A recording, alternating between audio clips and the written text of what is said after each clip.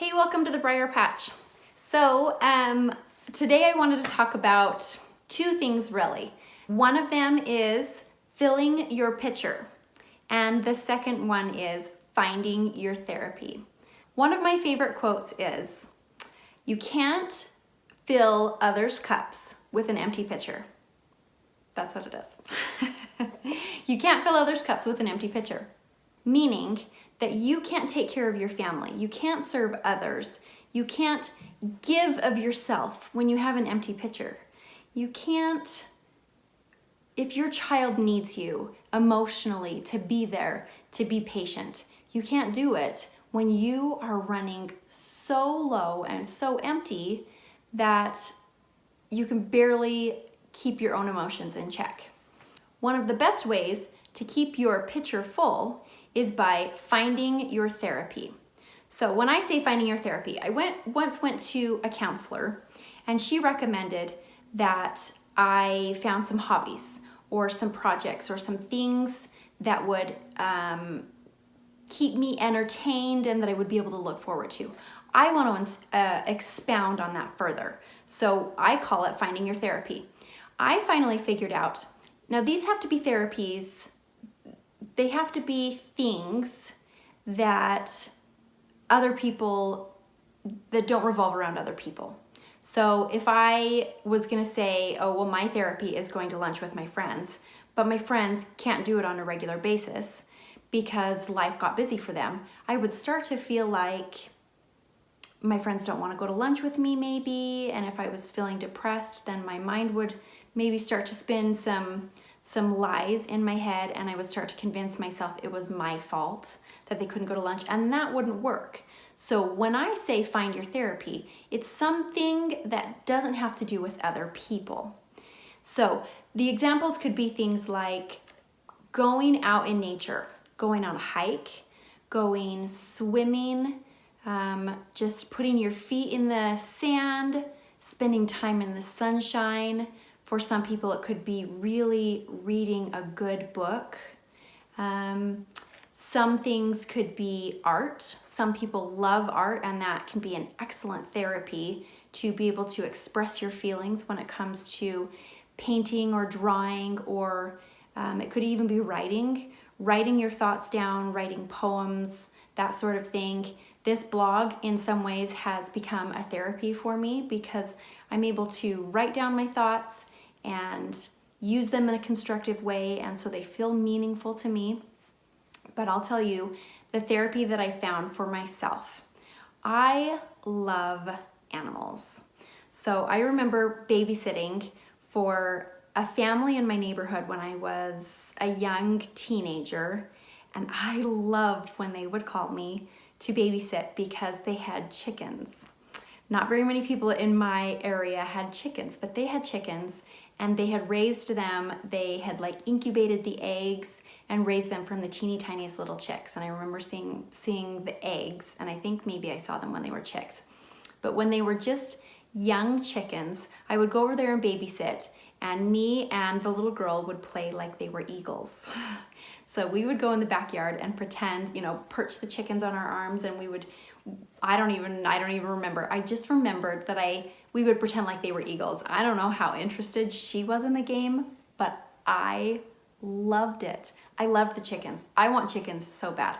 My husband knows that I want chickens, and I tease him that he won't let me have chickens because he knows that he would come home from work one day and I would have little squares of duct tape over their buttholes and have them all in bed with me.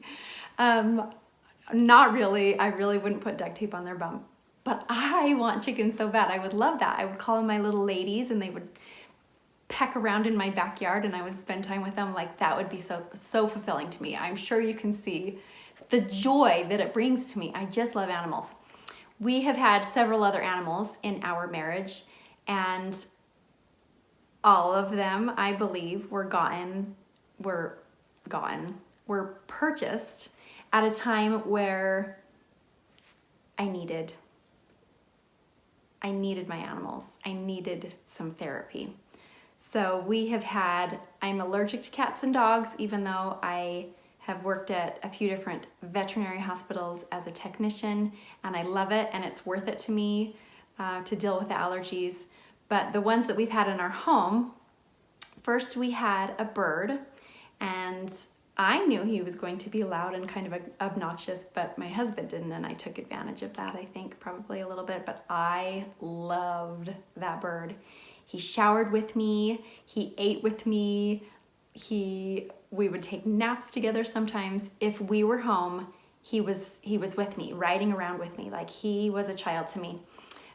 We've also had a bunny before, an indoor bunny, and it is a testament to how much my husband loves me, because I'm looking at some of my baseboards right now. She went around and chewed like the highest part of the molding off around the whole basement. My brother told me one time, he's like, if you ever wonder if your husband loves you, go look at your baseboards. He's like, I cannot figure out why your husband has not like ripped that little bunny's head off, but he knows it's because she was so good for me. She was my therapy. She kept me happy. Now, am I recommending, and we have a dog right now, love my little doggy. He's actually a big little doggy. But am I recommending that everybody go out and get a kitten or a puppy? No, I'm not, because animals are not everybody's therapy, but they are mine. One of the best presents that I ever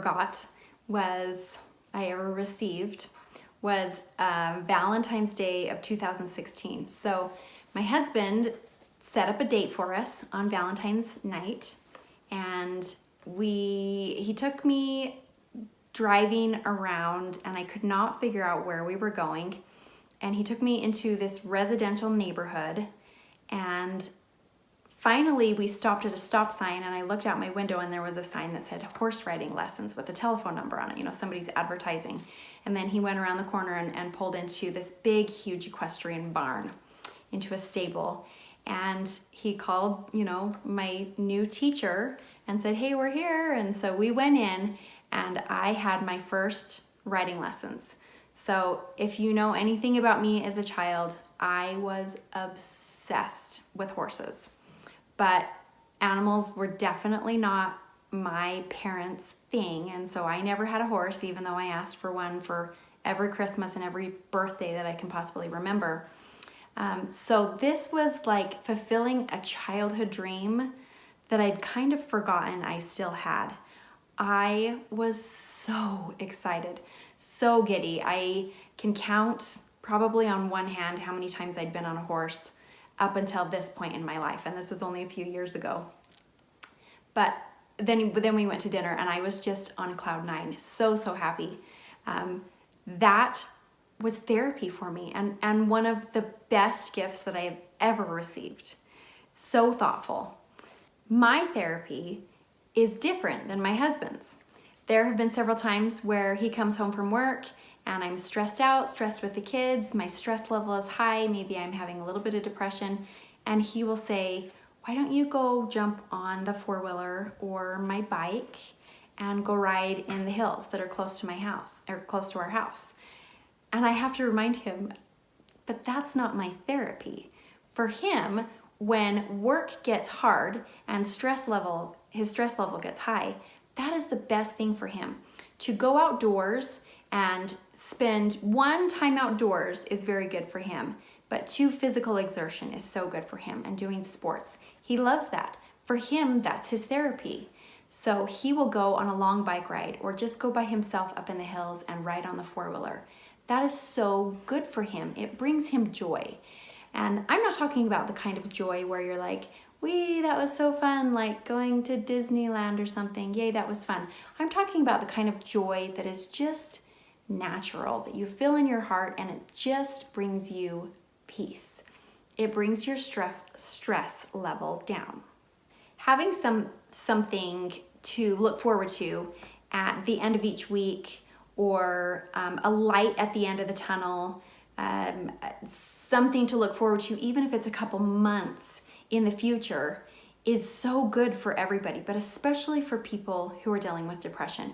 We have to have things that bring us real joy, and we need to surround ourselves with those things. My husband figured out somewhere along the line that my love for animals even works at the pet store. So there have been days where he has said, hey, go jump in the car. So we jump in the car and he drives me to the pet store. And I just look through the cage like a little girl at all of the animals and coo at the birds and watch the, I don't know, hamsters and gerbils and all of the fun little animals do their thing, and tell him some of the useless information that I know about whatever animals are there. That is good for me, even just for a moment. If I couldn't go anywhere, I could probably watch YouTube videos about animals, and it will bring me that sense of joy. That is finding your therapy. Find your therapy. Figure out what it is that brings you real joy, that brings your stress level down. Take time to fill your pitcher so that when the people around you that you serve on a regular basis, when they need their cups filled, you have enough in your pitcher that you can give to them and still have enough for yourself. This is an awesome way to be able to help others also who have depression, is to figure out what it is that they love and make time for them, make ways possible for them to be able to find their therapy and to enjoy therapy.